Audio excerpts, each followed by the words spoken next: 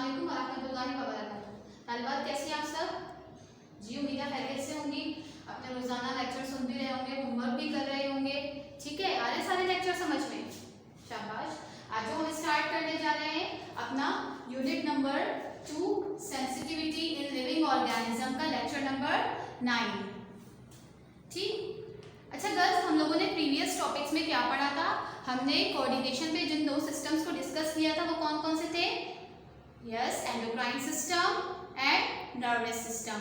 Endocrine system and nervous system में जब nervous system की बात करेंगे तो वहां पर हमने नर्वस सिस्टम के दो पार्ट पढ़े थे।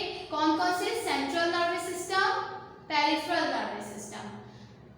सेंट्रल नर्वस सिस्टम में हमने जो दो ऑर्गन्स के दो पार्ट्स पढ़े थे उनमें फर्स्ट पार्ट कौन सा था? शाबाश, ब्रेन। ठीक, और दूसरा पार्ट आपका कौन सा था?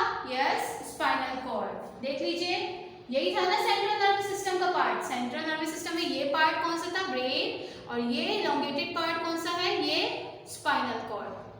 आज हम ब्रेन को डिटेल से पढ़ेंगे। ब्रेन आप 7 में भी पढ़ के आए होंगे, प्रेप में 6 में थोड़ा बहुत आपने इसके नाम से वाकिफ होंगे। आज हम इसका फंक्शन, इसके स्ट्रक्चर को डिस्कस करते हैं। ठीक है, सबसे पहले ब्रेन को देख लेते हैं। It is the most important part of CNS, central nervous system का बहुत ही अहम पार्ट है। ठीक है, और लोकेटेड कहाँ होता है? स्कल में। स्कल जी खोपड़ी को कहते हैं। यहाँ पर देख लीजिए, ये देखिए स्कल के अंदर ब्रेन मौजूद है। इसकी प्रोटेक्शन किससे है? It is protected bye brain box और क्रेनियम। अल्लाह ताला ने इस पार्ट को, क्योंकि बहुत सॉफ्ट होता है, डेलिकेट, नाजुक होता है, तो इसकी प्रोटेक्शन के लिए ब्रेन बॉक्स बनाया है। उसके अंदर मौजूद होता है। उस ब्रेन बॉक्स को क्या कहते हैं? क्रेनियम। ठीक, ये देखिए ब्रेन सॉफ्ट, ठीक है, सॉफ्ट पैटर्न है और जिसके अंदर इनक्लोज होता है इसको क्या कहा जाता है? क्रेनियम। पार्ट्स ऑफ ब्रेन को देख लेते हैं। Parts of brain, there are 3 parts of brain.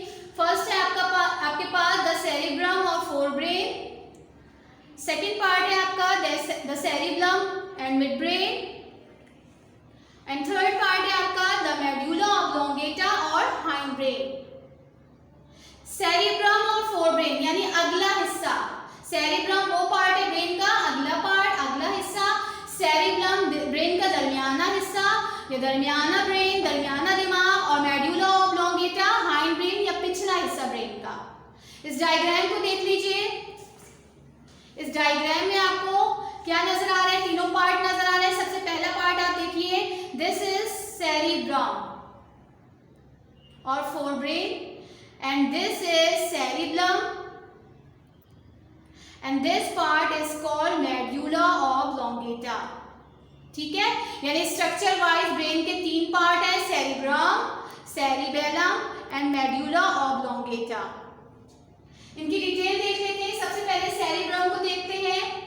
Cerebrum जो है इसको फोरब्रेन कहते हैं, यानी अगला हिस्सा ब्रेन का। It is the largest part of the brain, brain का सबसे लार्जेस्ट पार्ट है। ठीक है, यहाँ देखिए, देख लेते हैं, कंपैरिजन कर लेते हैं। Yes, it is the largest part of the brain. अगर हम देखें तो सेरिबेलम और मेडुला आपको छोटे नजर आ रहे हैं, लेकिन सेरिबेलम क्या है? Cerebrum is the largest part of the brain. ठीक, फंक्शन क्या है इसका?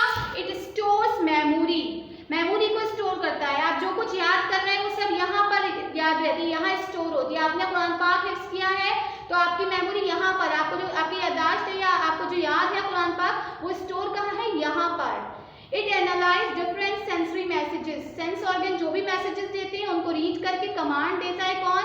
सेरिब्रम। ठीक है, और साथ ही साथ it develops learning, our intelligence lies here. यानी हम पूरी जिंदगी में जितना कुछ सीख रहे होते हैं, हम जितने ज़हीन होते हैं, हमारी जहानत यहाँ पर होती है और जहानत की बुनियाद पे हम मुख्तलिफ चीज़ें सीखते हैं। तो इन सब सीखना, ये लर्निंग, ये कौन कंट्रोल करता है? Cerebrum. It is the first part of brain.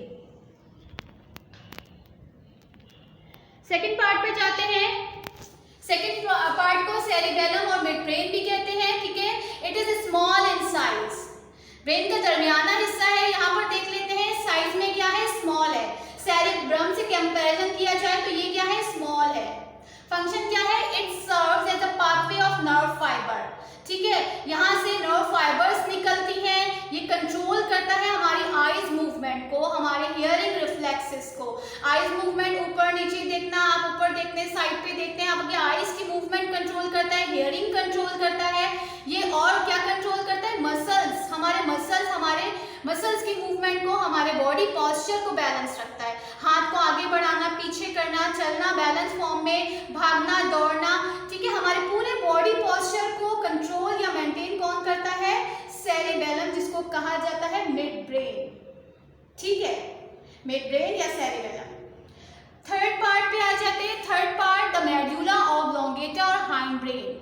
ये पोस्टीरियर या पिछला हिस्सा है। यहाँ पे देख लीजिए, this is the small in size, ये इन दोनों के कंपैरिजन में और छोटा है, और पीछे की तरफ है, यानी हाइंड ब्रेन है, पिछला हिस्सा है, मेडुला ऑब्लोंगेटा।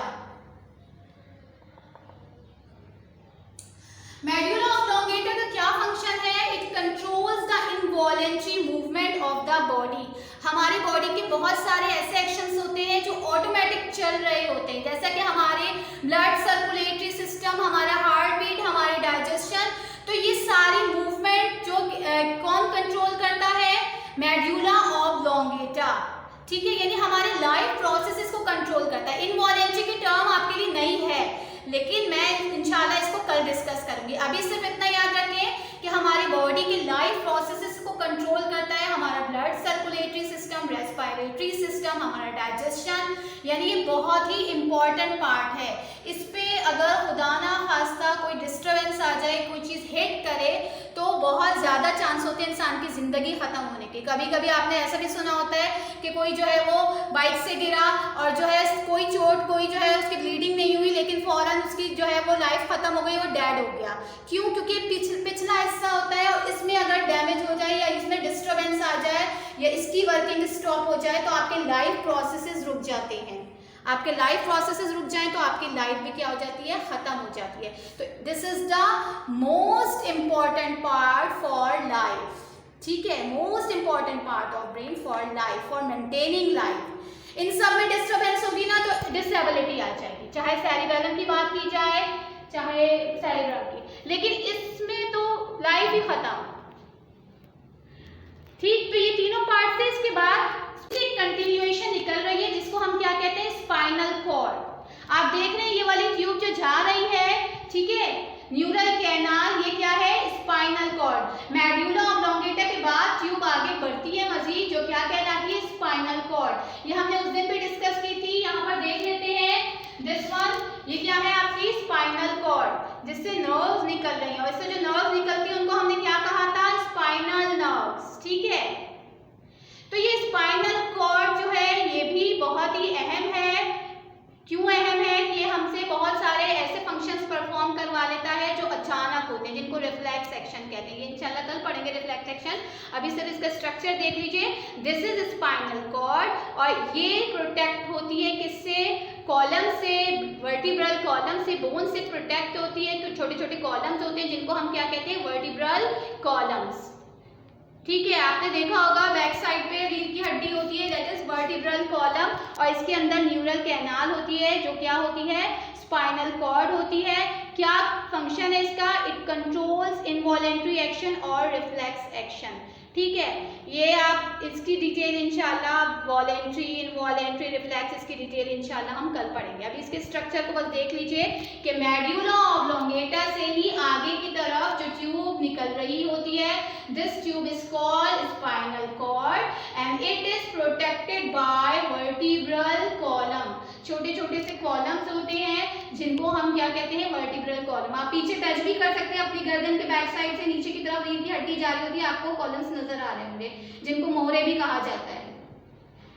आगे समझ में आपको पूरा पार्ट्स ऑफ ब्रेन और इनके फंक्शंस। ठीक है, होमवर्क आपको करना क्या है? होमवर्क में आपको क्वेश्चन नंबर जी करना है और इसी को लर्न करना है। अब क्वेश्चन जी है कौन सा? ये जो लिखा हुआ है, इसको जर्नल में लिखिएगा। क्या है? Explain the parts of brain. Brain के पार्ट्स आपने आज डिटेल से पढ़े, इन्हीं को एक्सप्लेन करना है। अब आप मुझे आंसर बताएंगे जी। आइए अपनी बुक्स खोलिए। बुक्स में आप निकालिए पेज नंबर 14। ठीक है, पेज नंबर 14 पे आपको ये टॉपिक नज़र आ रहा है।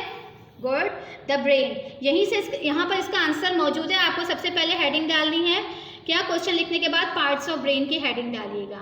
ठीक है, उसके बाद क्या लिखेंगे, ये वाली लाइन लिखिएगा, the brain of mammal can be divided into 3 main parts. इतना लिखने के बाद फिर तीनों के नाम लिखने। पहला नाम द सेरिब्रम लिखेंगे, फिर उसके बाद द सेरिबेलम और उसके बाद द मेड्यूला ऑब्लोंगेटा। ठीक, उसके बाद द सेरिब्रम की हेडिंग आएगी। सेरिब्रम में आपको कहाँ से स्टार्ट करना है आप बताइए। शाबाश, द सेरिब्रम से स्टार्ट करेंगे। ठीक है, आंसर जो स्टार्ट करेंगे हेडिंग के बाद पैराग्राफ फॉर्मेट पर द सेरिब्रम से स्टार्ट करेंगे और कहाँ ख़त्म करेंगे। वेरी गुड, रिस्पॉन्सेस पे ख़त्म कीजिएगा। ये जो रिस्पॉन्सेस नज़र आ रहा है ना यहाँ पे। फिर अगली लाइन में आपको साइड हेडिंग फंक्शन की डालनी है। इट कंट्रोल से फंक्शन इसका स्टार्ट है। ये भी पैराग्राफ के फॉर्मेट पे जाएगा। फंक्शन की हेडिंग डाल के इट कंट्रोल से स्टार्ट करेंगे और पार्ट ऑफ द ब्रेन पर इसका फंक्शन ख़त्म होगा। फिर नेक्स्ट नंबर 2 आपके पास हेडिंग आएगी द सेरिबेलम की और मिड ब्रेन की। इसकी एक्सप्लेनेशन आपको क्या मिलेगी, यहीं से स्टार्ट कर देंगे, यानी पैराग्राफ बनाएंगे। पैराग्राफ में जो लिखेंगे द सेरिबेलम और मिड ब्रेन से लेकर serve as a pathway for nerve fibre तक, ये इसकी डिटेल नर्व फाइबर तक है। फिर फंक्शन की साइड हेडिंग डलेगी इट ऑल्सो कंट्रोल्स। देखिए, इट ऑल्सो कंट्रोल्स से स्टार्ट होगा, या इट ऑल्सो कंट्रोल्स आपको नज़र आ रहा है ना, यहाँ से स्टार्ट होगा और फिर एंड कहाँ होगा, मूवमेंट पे। ये इसका फंक्शन है। फिर से देख लीजिए। ठीक है, इट ऑल्सो कंट्रोल से कहाँ पर है, मूवमेंट पे ख़त्म है। फिर द मेड्यूला ऑब्लोंगेटा की हेडिंग आएगी। ठीक, इसकी डिटेल क्या लिखेंगे, the medulla oblongata is the posterior part of brain, यहाँ तक लिखेंगे। फिर फंक्शन की साइड हेडिंग आएगी, इट कंट्रोल से स्टार्ट होगा और बताइए कहाँ पे ख़त्म होगा। शाबाश, सेकेंड लाइन के डाइजेशन पे आंसर इसका क्या हो जाएगा, ख़त्म हो जाएगा। ठीक, आपको यही डायग्राम ड्रॉ करनी है जो आपको ब्रेन की नज़र आ रही है, डिफरेंट पार्ट्स ऑफ ब्रेन। इसको इसी तरह से लेबल भी कर दीजिएगा। ठीक है, देख लीजिए गौर से ये डायग्राम। उम्मीद है आज का लेक्चर आपके समझ में आ गया होगा। अगले लेक्चर में मुलाकात होगी। अल्लाह हाफ़िज़।